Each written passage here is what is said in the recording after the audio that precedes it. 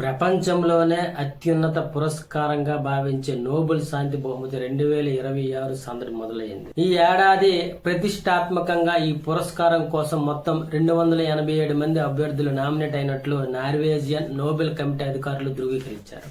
అయితే ఈ జాబితాలో అమెరికా అధ్యక్షుడు ట్రంప్ పేరు కూడా ఉందనే వార్తలు బలంగా వినిపిస్తున్నాయి. అంతర్జాతీయంగా అనేక యుద్ధాలు ఇప్పుడు వాతావరణం కొనసాగుతున్న తరుణంలో ఈసారి నోబెల్ విజేత ఎవరన్నది సర్వత్రా ఉత్కంఠం రేపుతుంది. ముఖ్యంగా ట్రంప్ కు ఈసారైనా ఈ బహుమతి దక్కుతుందా లేదా అనేది అంతా అనుకుంటున్నారు. నోబెల్ కమిటీ సెక్రటరీ క్రిస్టియన్ బెర్గ్ వెల్లడించిన వివరాల ప్రకారం ఈసారి నామినేట్ అయిన వారిలో 208 మంది వ్యక్తులు ఉండగా 79 సంస్థలు ఉన్నాయి. గత ఏడాదితో పోలిస్తే ఈసారి అనేక కొత్త పేర్లు చేరాయి.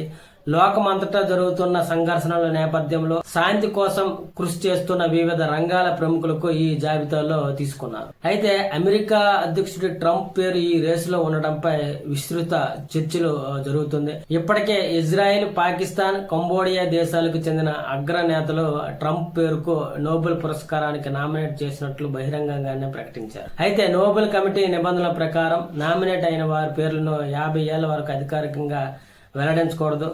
అందుకే ట్రంప్ పేరు ఫైనల్ లిస్ట్ లో ఉందా లేదా అన్నది రహస్యంగానే ఉంది.